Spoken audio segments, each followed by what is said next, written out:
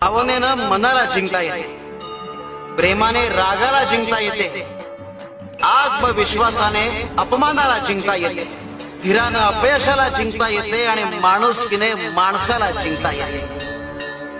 गुरु चरित्रातील हीच महत्वाची शिकवण आहे. शिव शंकर शंभो.